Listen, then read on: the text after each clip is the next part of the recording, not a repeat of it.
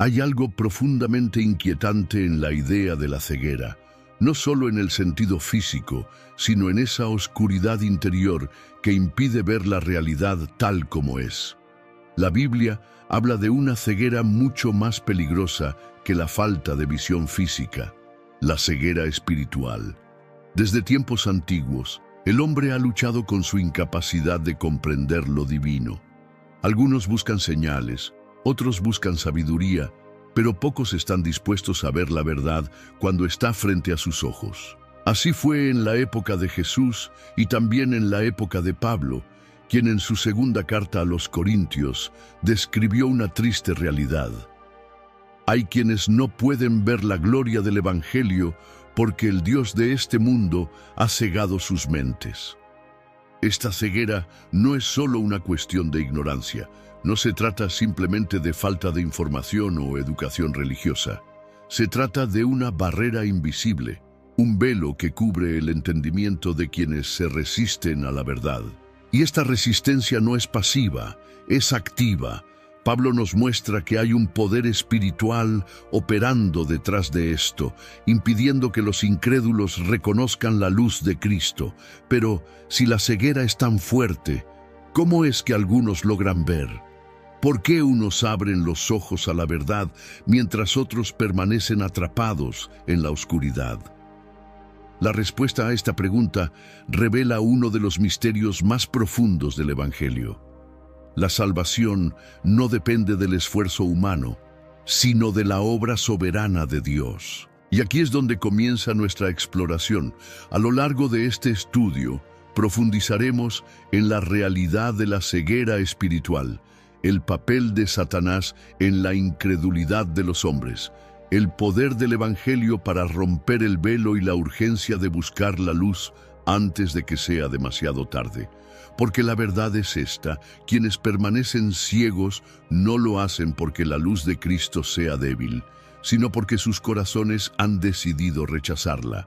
La luz de Cristo resplandece con un brillo que debería ser innegable, pero millones de personas siguen sin verla.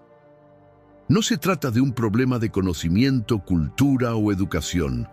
Pablo describe esta condición como una ceguera espiritual, un velo que cubre el entendimiento de los incrédulos, impidiéndoles ver la gloria del Evangelio. No es que la verdad no esté presente, sino que hay un obstáculo profundo que bloquea su percepción.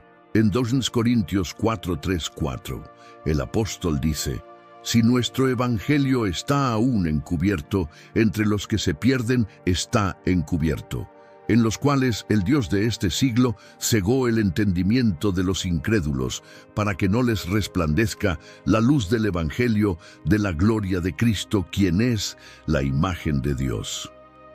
Estas palabras dejan claro que la ceguera espiritual no es solo una falta de información, sino una obra activa que impide que las personas comprendan la verdad. Este problema no era nuevo. A lo largo de la historia bíblica, muchos no lograron ver lo que Dios estaba haciendo. En tiempos de Moisés, los israelitas presenciaron milagros en Egipto, pero aún así dudaron y se rebelaron en el desierto. En la época de los profetas, Israel cerró sus oídos a las advertencias divinas. Y cuando llegó el Mesías, aquellos que se creían más preparados para recibirlo fueron los primeros en rechazarlo. El ejemplo más impactante de esta ceguera se encuentra en los fariseos. Estos hombres dedicaban su vida al estudio de la ley. Conocían las Escrituras, memorizaban pasajes, enseñaban sobre la venida del Mesías. Sin embargo, cuando Jesús estuvo frente a ellos, haciendo milagros, enseñando con autoridad y cumpliendo las profecías, no pudieron reconocerlo. Imagínese la escena. Jesús sana a un hombre que nació ciego, un milagro nunca antes visto. En lugar de regocijarse, los fariseos interrogan al hombre, buscan desacreditar su testimonio e incluso expulsan de la sinagoga a quienes lo defienden. Su problema no era la falta de pruebas, sino su resistencia a aceptar la verdad. Hoy, la ceguera espiritual sigue manifestándose. No es necesario ser un fariseo para ser incapaz de ver a Cristo. En el mundo moderno, muchos rechazan el Evangelio porque contradice sus deseos, sus filosofías o sus ideologías. Otros prefieren ignorar la verdad porque aceptarla implicaría cambiar de vida. Algunos están tan inmersos en sus propias creencias que ni siquiera se detienen a considerar si podrían estar equivocados. Es importante notar que esta ceguera no afecta solo a quienes rechazan a Dios. Incluso dentro de la iglesia hay quienes escuchan la palabra todos los domingos, pero no la comprenden realmente. Hay quienes han leído la Biblia muchas veces, pero siguen sin experimentar una verdadera transformación. Su problema no es la falta de acceso al Evangelio, sino un corazón endurecido que se niega a rendirse ante la verdad. En Juan 12, 37, 40, se nos dice que, aunque Jesús hizo muchas señales milagrosas, muchos no creyeron en él porque Dios había endurecido sus corazones y había cegado sus ojos. Esta declaración es inquietante. Dios impide que algunos crean. La realidad es que aquellos que persisten en la incredulidad terminan siendo confirmados en su ceguera. La luz de Cristo ilumina, pero también revela a quienes prefieren vivir en las tinieblas. Pero si esta ceguera es tan profunda, ¿hay alguna esperanza? ¿Cómo puede alguien ser liberado de este estado? La respuesta a esta pregunta nos lleva a la siguiente verdad fundamental. Satanás tiene un papel activo en la ceguera espiritual de la humanidad, y solo Dios tiene el poder de remover ese velo. Si la luz de Cristo brilla con tanta intensidad, ¿por qué hay quienes nunca la perciben? ¿Por qué personas inteligentes, estudiosas e incluso religiosas rechazan el Evangelio? La respuesta es inquietante. Hay un agente activo que trabaja incansablemente para cegar el entendimiento de los incrédulos. Pablo lo llama el Dios de este siglo, refiriéndose a Satanás, cuyo propósito es mantener a la humanidad en oscuridad espiritual. En 2 Corintios 4:4, Pablo declara con claridad, en los cuales el Dios de este siglo cegó el entendimiento de los incrédulos para que no les resplandezca la luz del Evangelio de la gloria de Cristo, quien es la imagen de Dios. Esta ceguera no es simplemente resultado de ignorancia o falta de información.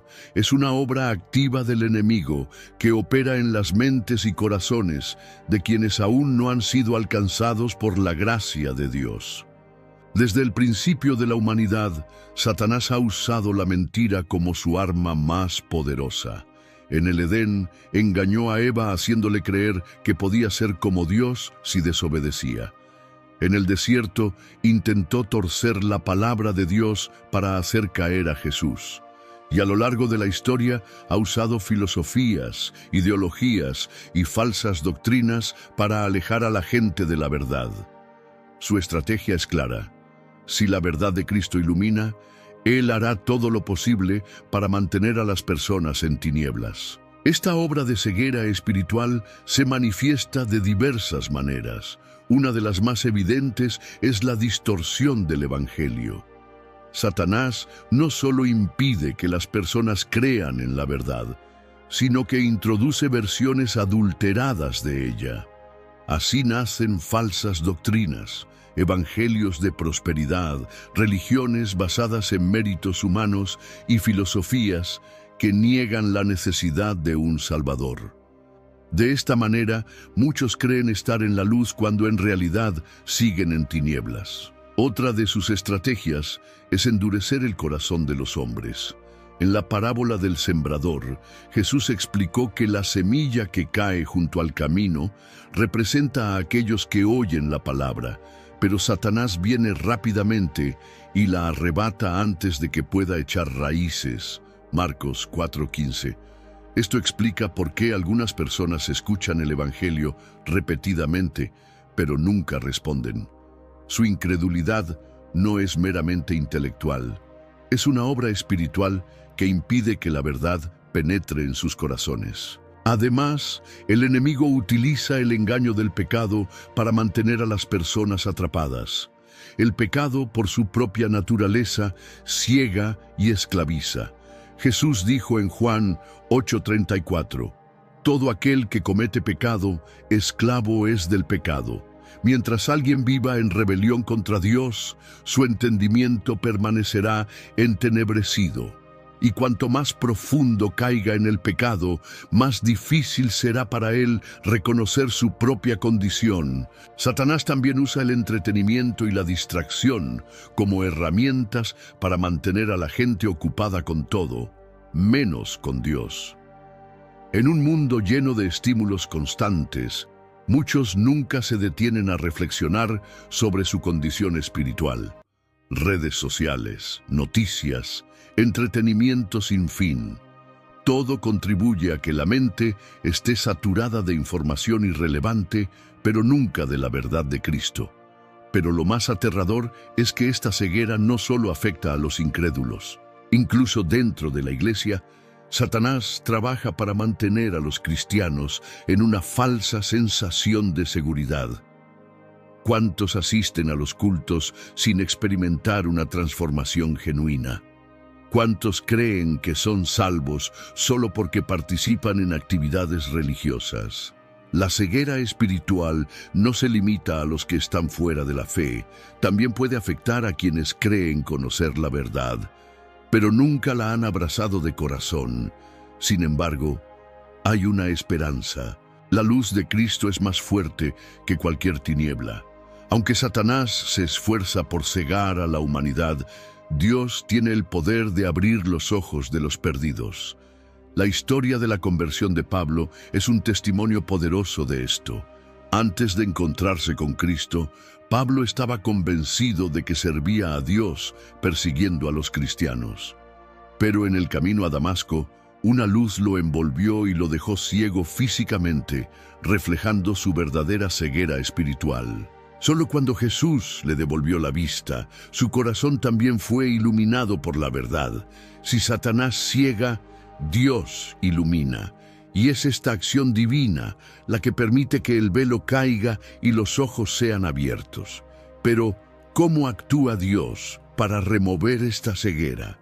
¿Cómo puede un corazón endurecido ser transformado? Si Satanás trabaja incansablemente para cegar el entendimiento de los incrédulos, ¿cómo alguien puede ser salvo?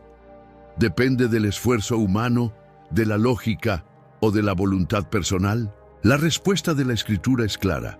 La salvación es un acto soberano de Dios. Solo Él puede quitar el velo que cubre los ojos de los hombres y traer luz a sus corazones. Pablo lo expresa de manera contundente en 2 Corintios 4:6. Porque Dios, que mandó que de las tinieblas resplandeciese la luz, es el que resplandeció en nuestros corazones, para iluminación del conocimiento de la gloria de Dios en la faz de Jesucristo. La imagen que Pablo usa es poderosa. Así como en la creación Dios dijo, «Sea la luz», Génesis 1:3, y la luz apareció en un mundo cubierto de oscuridad. Así también Él hace brillar su luz en el alma de un pecador. No es un despertar humano, no es un descubrimiento personal, sino una obra divina.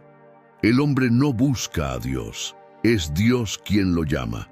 Esta verdad se confirma en la conversión de Saulo de Tarso. Pablo no estaba buscando a Cristo, al contrario, lo perseguía, pero en el camino a Damasco, una luz celestial lo envolvió, lo cegó físicamente y lo llevó a la total rendición ante Jesús. Su transformación fue inmediata y radical. La misma persona que odiaba a los cristianos ahora predicaba a Cristo con valentía. El caso de Pablo es solo un reflejo de lo que ocurre con todo pecador que es alcanzado por la gracia de Dios. No es nuestra lógica, ni nuestro esfuerzo, ni nuestra moralidad la que nos lleva a Cristo. Es Dios quien, en su soberanía, quita el velo de nuestros ojos. Jesús mismo confirmó esta verdad cuando dijo en Juan 6:44, «Ninguno puede venir a mí si el Padre que me envió no le trajere». Estas palabras destruyen la idea de que el hombre puede por sí solo acercarse a Dios. Sin la obra del Espíritu Santo, la mente humana seguirá entenebrecida y ciega. Este concepto también se encuentra en la historia del joven rico, Mateo 19, 16, 26. Un hombre que lo tenía todo, pero que no estaba dispuesto a renunciar a su riqueza para seguir a Cristo. Cuando Jesús dijo que es difícil que un rico entre en el reino de Dios, los discípulos preguntaron asombrados, ¿quién, pues, podrá ser salvo? La respuesta de Jesús fue contundente. Para los hombres esto es imposible, mas para Dios todo es posible. Aquí encontramos un principio inquebrantable. La salvación es imposible para el hombre, pero es posible para Dios. Ninguna cantidad de esfuerzo, sabiduría o religión puede abrir los ojos de un pecador. Solo Dios puede hacerlo. Pero entonces surge una pregunta. Si solo Dios puede quitar el velo, ¿qué responsabilidad tiene el hombre? La Biblia deja claro que el hombre es responsable de responder al llamado de Dios. Dios ilumina, pero el hombre debe creer. Jesús predicaba a multitudes, pero no todos lo seguían. En Juan 8:12, Él declaró, «Yo soy la luz del mundo. El que me sigue no andará en tinieblas, sino que tendrá la luz de la vida». Notemos la condición, el que me sigue. La luz brilla, pero solo quienes la siguen encuentran la vida. Un ejemplo impactante es el de los dos ladrones crucificados junto a Jesús, Lucas 23, 39 y 43. Ambos estaban en la misma situación, ambos estaban cerca de Cristo, ambos escucharon sus palabras. Pero uno se burló de él, mientras que el otro reconoció su pecado y clamó, «Acuérdate de mí cuando vengas en tu reino». Jesús no le respondió con una lista de requisitos religiosos, sino con una promesa inmediata. «De cierto te digo que hoy estarás conmigo en el paraíso». Aquí vemos el perfecto equilibrio entre la soberanía de Dios y la responsabilidad del hombre. Dios abre los ojos, pero el hombre debe responder en fe. Es por eso que la predicación del Evangelio es indispensable. Aunque solo Dios puede quitar el velo, Él ha determinado hacerlo a través de la proclamación de su palabra. Pablo escribe en Romanos 10, 17, «Así que la fe es por el oír, y el oír por la palabra de Dios». Por eso, a pesar de la oposición, Pablo nunca dejó de predicar. Sabía que el Evangelio era el medio por el cual Dios traería luz a los corazones. Si el velo iba a ser quitado, sería a través de la proclamación de la verdad. Pero, ¿qué sucede cuando el hombre rechaza esa luz? ¿Puede alguien resistirse a la verdad de Dios y permanecer ciego para siempre? Si la salvación es un acto soberano de Dios y solo Él puede quitar el velo de la ceguera espiritual, ¿por qué tantos siguen rechazando la verdad? La Escritura nos da una respuesta contundente: el orgullo humano. Desde el principio la soberbia ha sido la raíz de la rebelión contra Dios. Fue el orgullo lo que llevó a Satanás a caer, fue el orgullo lo que endureció el corazón de Faraón, y es el orgullo lo que impide que muchos acepten el Evangelio hoy. Jesús enfrentó esta resistencia constantemente. Los fariseos no negaban los milagros que realizaba, ni podían refutar su sabiduría, pero se negaban a creer en él. A pesar de que la evidencia estaba ante sus ojos, rechazaban la verdad porque reconocer a Jesús significaba admitir que estaban equivocados. Este es el mismo problema que vemos en la humanidad. Muchos no rechazan el Evangelio porque les falten pruebas, sino porque aceptarlo implicaría humillarse ante Dios. El ejemplo más claro de esto es la confrontación entre Jesús y los líderes religiosos en Juan 9, cuando Él sana a un hombre ciego de nacimiento. En lugar de glorificar a Dios por el milagro, los fariseos interrogan al hombre una y otra vez, tratando de desacreditar lo que había sucedido.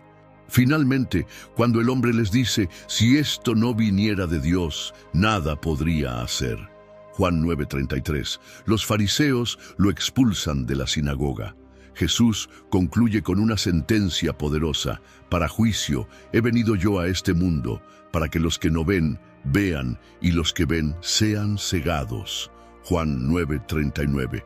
Los fariseos se consideraban a sí mismos iluminados, poseedores de la verdad, pero en realidad su orgullo los mantenía en total oscuridad. Este mismo orgullo se manifiesta en la resistencia al Evangelio en la actualidad. Algunas personas no pueden aceptar que necesitan un Salvador. Prefieren creer que son buenas por sí mismas, que sus propias obras los justifican, que pueden definir su propio destino sin necesidad de Dios. El apóstol Pablo describe esta actitud en Romanos 1:21-22.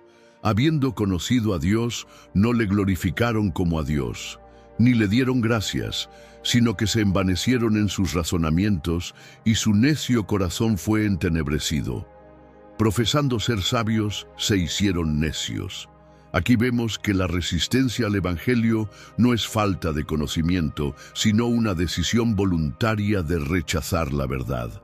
El hombre natural quiere ser su propio Dios. Quiere definir lo que es correcto y lo que es incorrecto según su propia opinión, sin someterse a la autoridad de Dios. Esta es la esencia de muchos movimientos filosóficos y espirituales modernos. El humanismo exalta al hombre como el centro del universo. Las religiones sin Cristo predican la autosuperación en lugar de la dependencia de Dios. Incluso dentro del cristianismo hay quienes suavizan el mensaje del Evangelio para hacerlo más atractivo, eliminando cualquier mención del pecado o del juicio de Dios. Jesús lo dijo claramente en Juan 3:19-20. Y esta es la condenación, que la luz vino al mundo, y los hombres amaron más las tinieblas que la luz, porque sus obras eran malas. Porque todo aquel que hace lo malo aborrece la luz y no viene a la luz, para que sus obras no sean reprendidas. El orgullo impide que muchos se acerquen a la luz, porque eso significaría reconocer su pecado. Es más fácil justificar una vida de rebeldía que admitir la necesidad de arrepentimiento. Pero hay otro tipo de orgullo que también endurece el corazón: el orgullo religioso. Los fariseos no eran ateos, ni vivían en pecado descarado. Eran profundamente religiosos, pero confiaban en sus propias obras en lugar de la gracia de Dios. Este es uno de los engaños más peligrosos de todos. Jesús lo ilustró con la parábola del fariseo y el publicano en Lucas 18:10-14. El fariseo oraba diciendo: Dios, te doy gracias porque no soy como los otros hombres. Se creía justo porque ayunaba, daba diezmos y cumplía la ley. Mientras tanto, el publicano solo decía: Dios, sé propicio a mí, pecador. Jesús declaró que el publicano fue justificado, pero el fariseo no. Esto nos enseña que no solo los ateos y los pecadores endurecidos rechazan a Cristo. Muchas personas religiosas también lo hacen, porque confían en su propia justicia en lugar de la justicia de Dios. Entonces, ¿cómo se rompe el orgullo? La respuesta está en Filipenses 2:5-8, donde Pablo dice que Jesús se despojó a sí mismo, tomando forma de siervo. Si Cristo, siendo Dios, se humilló hasta la muerte, ¿cuánto más nosotros debemos humillarnos ante Él? La humildad es el camino a la salvación. No se trata de demostrar que somos buenos, sino de reconocer que sin Cristo estamos perdidos. Pero si alguien persiste en su orgullo, si cierra su corazón a la verdad, ¿qué le espera? El orgullo humano es uno de los mayores obstáculos para aceptar el Evangelio. Pero, ¿y si el problema no es solo el rechazo a la verdad, sino también la aceptación de una mentira? Jesús advirtió que la luz que muchos creen tener en realidad es oscuridad. Si la luz que en ti hay es tinieblas, ¿cuántas no serán las mismas tinieblas? Mateo 6:23. Esto nos lleva a una de las trampas más peligrosas del enemigo: la falsa luz. Desde el principio, Satanás se ha disfrazado de ángel de luz. No solo ciega a los incrédulos para que rechacen la verdad, sino que también ofrece alternativas espirituales que parecen iluminadas, pero que alejan a las personas de Dios. El apóstol Pablo lo deja claro en 2 Corintios 11, 14, 15. Y no es maravilla, porque el mismo Satanás se disfraza como ángel de luz. Así que no es extraño si también sus ministros se disfrazan como ministros de justicia. No todo lo que brilla es oro. No todo lo que parece espiritual viene de Dios. Y no toda experiencia religiosa lleva a la verdad. A lo largo de la historia, la humanidad ha sido seducida por ideas que prometen sabiduría, iluminación y poder, pero que en realidad son sombras disfrazadas de luz. Desde las religiones paganas de la antigüedad hasta los movimientos espirituales modernos, el mundo está lleno de falsas luces que apartan a las personas del Evangelio. Los fariseos son un claro ejemplo de esto. Se consideraban los más sabios y espirituales de su tiempo, pero su confianza en sus propias tradiciones los llevó a rechazar al Mesías. Creían que caminaban en la luz, pero en realidad estaban en completa oscuridad. Jesús los confrontó directamente en Juan 9:41. Si fuerais ciegos, no tendríais pecado. Pero ahora porque decís, vemos, vuestro pecado permanece. Esta es la gran ironía de la falsa luz. Las personas que están en tinieblas, pero lo reconocen, tienen esperanza de salvación. Pero los que creen que ya tienen luz, cuando en realidad están en error, difícilmente buscarán la verdad. Hoy en día, la falsa luz sigue cegando a millones. Algunas de las estrategias más comunes incluyen religión sin Cristo. Hay muchas doctrinas que hablan de amor, paz y bondad, pero niegan la deidad de Jesús y la necesidad del arrepentimiento. Prometen iluminación, pero sin cruz, sin sacrificio, sin sumisión a Dios. Evangelio distorsionado. En muchas iglesias, la verdadera luz del Evangelio ha sido reemplazada por mensajes motivacionales, promesas de prosperidad o legalismo extremo. Se predican bendiciones sin arrepentimiento, éxito sin santidad y salvación sin transformación. Filosofías humanistas, ideologías que exaltan al hombre, la autoayuda y la autosuperación como si fueran la solución a todos los problemas. El mensaje es, tú eres suficiente, tú tienes el poder dentro de ti. Pero esto solo lleva a más orgullo y alejamiento de Dios, experiencias místicas sin fundamento bíblico. Muchas personas buscan señales, milagros y revelaciones extraordinarias sin verificar si están alineadas con la palabra de Dios. En su deseo de lo sobrenatural, terminan aceptando doctrinas erróneas o incluso prácticas ocultistas disfrazadas de cristianismo. Jesús advirtió que en los últimos tiempos surgirían falsos cristos y falsos profetas que harían grandes señales para engañar a muchos. Mateo 24:24. Y esto ya está sucediendo. El enemigo no necesita que las personas nieguen a Dios por completo. Solo necesita que crean en un Dios falso, en un evangelio diferente, en una luz que no es verdadera. Uno de los engaños más sutiles es hacer creer que todos los caminos llevan a Dios, que no importa en qué creas, mientras seas una buena persona, que cada uno puede encontrar su propia verdad. Pero Jesús fue claro cuando dijo, yo soy el camino, la verdad y la vida. Nadie viene al Padre sino por mí. Juan 14:6. La única luz verdadera es Cristo. Todo lo que no lo exalte como Señor y Salvador, todo lo que no proclame la cruz y la resurrección, es una falsa luz que lleva a la destrucción. Entonces, ¿cómo podemos discernir entre la luz verdadera y la falsa? El apóstol Juan nos da la respuesta en 1 Juan 4:1. Amados, no creáis a todo espíritu, sino probad los espíritus si son de Dios, porque muchos falsos profetas han salido por el mundo. Debemos probar todo con la Escritura. Si un mensaje, una doctrina o una experiencia no están de acuerdo con la palabra de Dios, no vienen de Él. Solo el Espíritu Santo puede guiarnos a la verdad. Pero para eso, necesitamos estar en comunión con Dios, sumergidos en su palabra y con un corazón dispuesto a ser moldeado por Él. La falsa luz es atractiva porque no confronta el pecado, no exige rendición total a Cristo, no habla del juicio ni de la necesidad de arrepentimiento, pero solo hay una luz que da vida, que transforma, que rompe las cadenas del pecado y que lleva a la verdadera salvación. Si la falsa luz ha cegado a tantos, ¿cómo pueden sus ojos ser abiertos? La respuesta está en la predicación fiel de la palabra de Dios. A lo largo de la historia, siempre ha habido un conflicto entre la verdad del Evangelio y los mensajes diluidos que buscan agradar a las masas.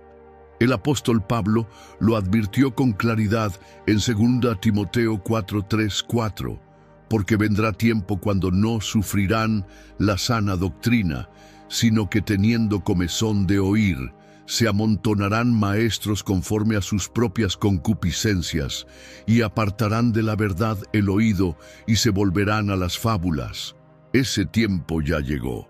Hoy el mundo está lleno de predicadores que, en lugar de proclamar la verdad sin filtros, han suavizado el Evangelio para que sea más atractivo, más cómodo y menos confrontador.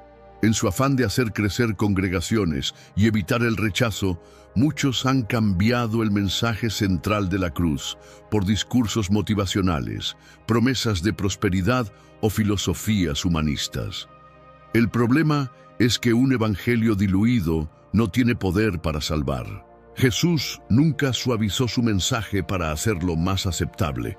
Cuando predicó, la gente se maravillaba, pero también muchos lo abandonaban porque sus palabras eran demasiado duras. En Juan 6, después de que Jesús enseñó sobre la necesidad de comer su carne y beber su sangre, una metáfora de la comunión con Él, muchos de sus discípulos dijeron: «Dura es esta palabra, ¿quién la puede oír?». Juan 6:60. Y en el versículo 66 se nos dice que desde entonces muchos de sus discípulos volvieron atrás y ya no andaban con Él. Jesús no les rogó que se quedaran. No cambió su mensaje para retenerlos. Él sabía que la verdad no es para los que buscan comodidad, sino para los que tienen hambre de Dios. Hoy en día muchos evitan hablar del pecado, del juicio y del arrepentimiento, porque son temas incómodos. Se enfatiza el amor de Dios, pero se ignora su santidad y justicia. Se predica sobre la gracia, pero no sobre la necesidad de abandonar el pecado. Se habla de bendiciones, pero no de la cruz. Este tipo de predicación genera creyentes superficiales que buscan a Dios solo por lo que pueden obtener de Él, pero no porque entienden su necesidad de salvación. Pablo lo dijo claramente en Romanos 1:16, «Porque no me avergüenzo del Evangelio, porque es poder de Dios para salvación a todo aquel que cree». Si el Evangelio pierde su verdad, también pierde su poder. El diablo no necesita erradicar la fe cristiana. Le basta con hacer que los cristianos crean en una versión adulterada del Evangelio. Pero, ¿qué significa predicar con fidelidad? 1. Predicar la palabra, no ideas humanas. Pablo instruyó a Timoteo: «Que prediques la palabra, que instes a tiempo y fuera de tiempo». 2 Timoteo 4:2.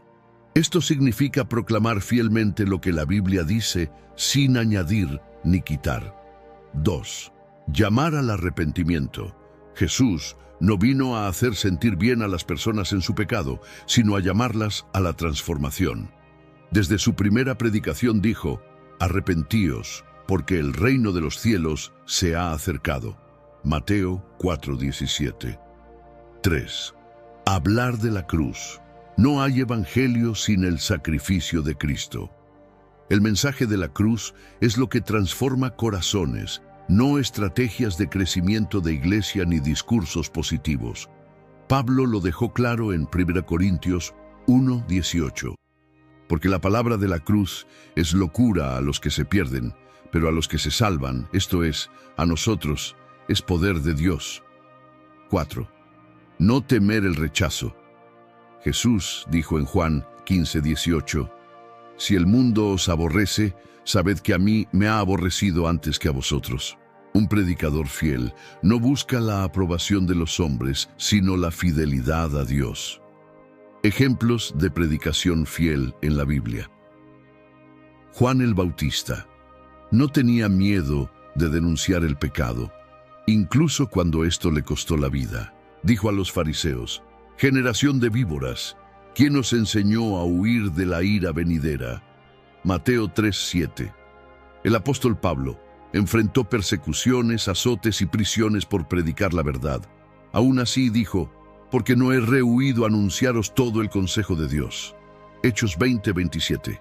Jesús mismo no agradó a todos, no se ajustó a la cultura de su época, no evitó temas difíciles. Dijo, si alguno quiere venir en pos de mí, niéguese a sí mismo y tome su cruz y sígame. Mateo 16:24. El Evangelio no necesita ser suavizado.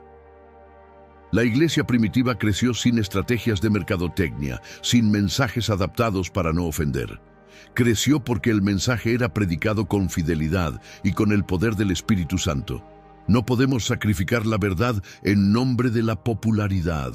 Si el Evangelio no ofende a nadie, probablemente no sea el Evangelio verdadero. Hoy muchos predican para entretener, para llenar auditorios, para vender promesas de éxito, pero olvidan que el llamado de Jesús es radical. Jesús dijo, entrad por la puerta estrecha, porque ancha es la puerta y espacioso el camino que lleva a la perdición. Mateo 7:13. La predicación fiel no es popular, pero es la única que puede abrir los ojos de los ciegos espirituales y llevarlos a la verdadera luz. El hombre, por más que lo intente, no puede por sí solo arrancarse el velo de la ceguera espiritual. No es cuestión de inteligencia, de lógica, ni de esfuerzo humano. La Escritura deja claro que solo Dios puede abrir los ojos de los incrédulos y llevarlos a la verdad. Sin embargo, este acto divino no ocurre en el vacío. A lo largo de la historia bíblica, podemos ver cómo Dios, en su gracia, ha iluminado a aquellos que antes vivían en tinieblas. Pero, ¿cómo ocurre esta revelación?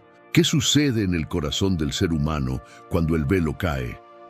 Pablo mismo fue un ejemplo vivo de esta transformación. Antes de su conversión, Saulo de Tarso era un fariseo celoso, convencido de que perseguir a los cristianos era una misión encomendada por Dios. Su corazón estaba endurecido y aunque conocía las Escrituras, no podía ver que hablaban de Cristo. Sin embargo, en el camino a Damasco, una luz cegadora lo rodeó y una voz le habló desde el cielo. En un instante, toda su teología quedó desmoronada. Ya no podía resistir la verdad. Jesús era el Señor. En su caso, la revelación fue literal, una luz que lo dejó sin visión física, pero al mismo tiempo le abrió los ojos del Espíritu. Así como ocurrió con Pablo, la revelación de Dios llega a las personas de diferentes maneras. Algunos, como el apóstol, tienen un encuentro radical con la verdad. Otros, sin embargo, experimentan un despertar progresivo en el que poco a poco empiezan a ver la luz del Evangelio. Lo cierto es que sin importar la forma en que suceda, es Dios quien inicia el proceso. Jesús mismo lo dejó claro cuando dijo, «Nadie puede venir a mí si el Padre que me envió no lo atrae». Esto significa que la salvación no es resultado de la iniciativa humana, sino del poder transformador de Dios. Sin embargo, hay algo que no podemos ignorar. Aunque es Dios quien quita el velo, usa medios para hacerlo. Uno de los principales es la predicación del Evangelio. Pablo explica que la fe viene por el oír y el oír por la palabra de Dios. Cuando el mensaje de Cristo es proclamado fielmente, el Espíritu Santo actúa en los corazones de los oyentes, trayendo convicción de pecado y revelación de la verdad. Por eso, la Iglesia tiene una gran responsabilidad en este proceso. Cada vez que compartimos el Evangelio, estamos siendo instrumentos en las manos de Dios para iluminar a aquellos que todavía caminan en oscuridad. Otro medio por el cual Dios quita el velo es su palabra escrita. La Biblia no es solo un libro de historia o sabiduría moral. Es viva y eficaz, capaz de penetrar hasta lo más profundo del corazón humano. Muchos han testificado cómo, al leer las Escrituras, sus mentes fueron abiertas y entendieron verdades que antes les eran incomprensibles. En el relato de los discípulos en el camino a Emaús, vemos que sus corazones ardían mientras Jesús les explicaba las Escrituras. Lo que antes les parecía confuso, de repente cobraba sentido. La palabra de Dios tiene el poder de traer claridad donde antes había confusión. Además de la predicación y la escritura, la oración juega un papel crucial en la apertura espiritual. Jesús intercedió por sus discípulos para que su fe no fallara. Pablo oraba para que los creyentes fueran iluminados en su entendimiento. Hoy, nosotros también debemos orar por aquellos que aún no han recibido la revelación. No es suficiente argumentar con lógica o presionar con insistencia. La lucha es espiritual y requiere intercesión. Pero hay algo más que debemos entender. Cuando Dios quita el velo, la persona tiene que tomar una decisión. La luz del Evangelio ilumina, pero también confronta. Hay quienes, al ser expuestos a la verdad, endurecen aún más sus corazones. En Juan 3:19, Jesús dijo: «La luz vino al mundo, pero los hombres amaron más las tinieblas que la luz, porque sus obras eran malas». Esto nos recuerda que, aunque Dios revele su verdad, no todos la recibirán con gozo. Quitar el velo no es solo cuestión de entendimiento intelectual, es un acto sobrenatural en el que Dios toca el corazón de una persona y la convence de su necesidad de salvación. Es un momento en el que la oscuridad cede y la luz de Cristo entra con fuerza, trayendo vida, esperanza y un propósito renovado. Es el instante en el que todo cambia y el alma entiende que ya no puede vivir en tinieblas. Pero hay una pregunta crucial. Cuando Dios quite el velo, ¿qué hará la persona con la verdad que ha recibido? La luz del Evangelio brilla con intensidad, pero no todos la reciben con gozo. Jesús mismo declaró que la luz vino al mundo, pero los hombres amaron más las tinieblas que la luz, porque sus obras eran malas. Esta declaración nos enfrenta con una realidad impactante. El rechazo de la verdad no es solo una cuestión de ignorancia, sino de voluntad. La Escritura revela que aquellos que rechazan la luz no lo hacen simplemente por falta de información, sino porque sus corazones están aferrados al pecado. Desde el Antiguo Testamento vemos que Dios constantemente ofrecía su luz a su pueblo. En el Éxodo, la presencia de Dios guiaba a los israelitas con una columna de fuego por la noche. En los Salmos se declara que la palabra de Dios es lámpara a nuestros pies y luz en nuestro camino. Los profetas anunciaron que el Mesías sería luz para las naciones.